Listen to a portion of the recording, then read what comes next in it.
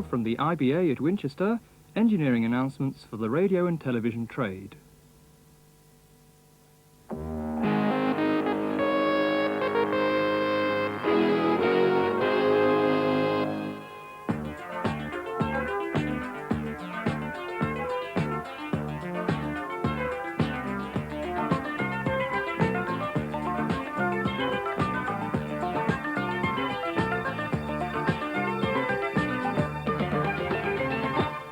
Hello again. Welcome to the IBA's weekly bulletin of news and information for the radio and television trade.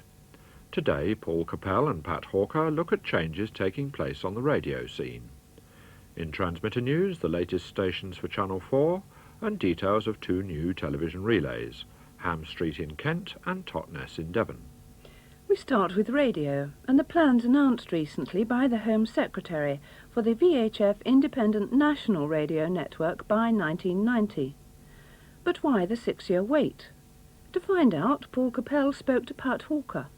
Well, it takes time to build a transmitter network, and in fact he did announce that he intended to introduce into the Cable and Broadcasting Bill an amendment that would enable the IBA to actually start work on the transmitters in about a year or 18 months' time. So that does mean that we'll be starting. But of course the frequencies are still really dependent upon the gradual bringing into use of the whole of the spectrum of 88 right up to 108 megahertz. Now this was decided at WARC in 1979, but it has to be phased in because certainly in the UK there are still private mobile radio and nationalised radio services using part of that spectrum. And what's the likely timetable for this phasing in then over the next 6 or 7 years? Of course, some of the new bands we are in fact already using. The 102.2 up to 104.5 is being used now. The important segment is the part between about 98 and 102. And the WARC did say that the PMR type of use should phase out about 1985. But of course it does take time to do this, and whether it will actually be all available by 85, I don't know. Now, other people using these frequencies as well are some of the pirate radio stations. Is there anything that can be done to make sure that the band is used for legitimate stations and not the pirates? I believe that the new Telecommunications Act may help. Well, there is now a Telecommunications Act which received a royal assent in April, but which is not yet in law.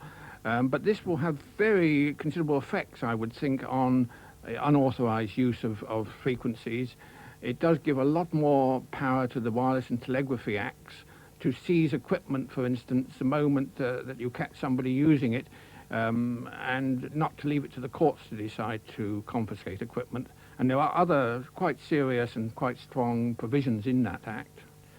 But in fact, there's also, side by side with the pirates, talk of community radio stations, and I believe there's one actually in Liverpool at the moment. Well, this is not so much a community radio. This is a special event type of station. This is one in which we've been very much involved by putting in a matter of sort of 24 hours at the International Garden Festival.